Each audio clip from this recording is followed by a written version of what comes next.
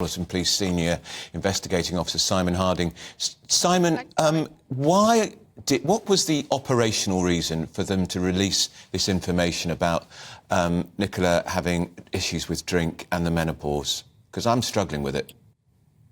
Yeah, and I too am struggling with it. I wouldn't know what the operational reason was. I mean, that's in their decision making process that the SIO there, Rebecca Smith, and potentially others, their media department, have made that decision.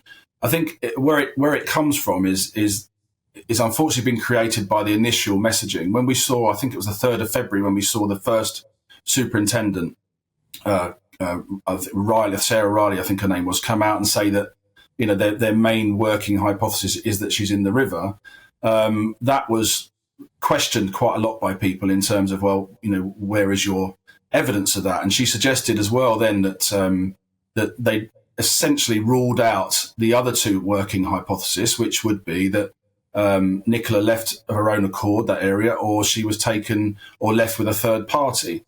And I suppose people wanted to know, well, why do you favour that particular route that you've gone down? And I think what then came out was that there wasn't anything specific. So trying to justify that particular decision has probably made them say something like she had vulnerabilities, which I don't think you would need to do if you told the public that all of your hypotheses all carried the same weight. You would expect to see the river being searched. You'd expect to see the grounds being searched.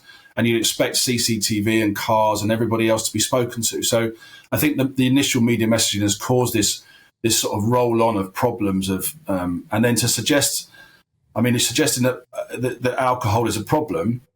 People now have had that carrot dangling. Well, was she under the influence of alcohol when she left that morning? Well, there's no suggestion of that. So it's a very confusing message. Simon, I can remember remember little Holly and Jessica went missing in Soham, those two little girls who were in fact murdered. There was an inference that the police were out of their depth and outside police came in to help. Do you think Lancashire police are out of their depth on this one and perhaps they do need outside support?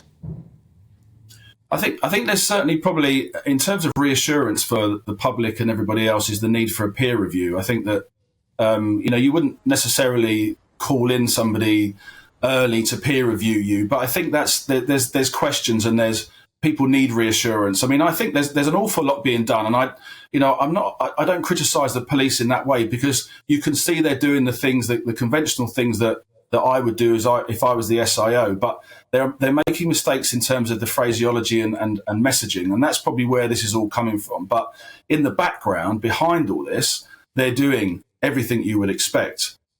And I think the only problem is the cordon was an issue. I think that's probably where, again, there have been some mistakes, and I think that's where somebody now needs to come in, peer review it, and make sure that everything else is being done as would be expected. All right, that's former Senior Police Investigating Officer Simon Harding. Dawn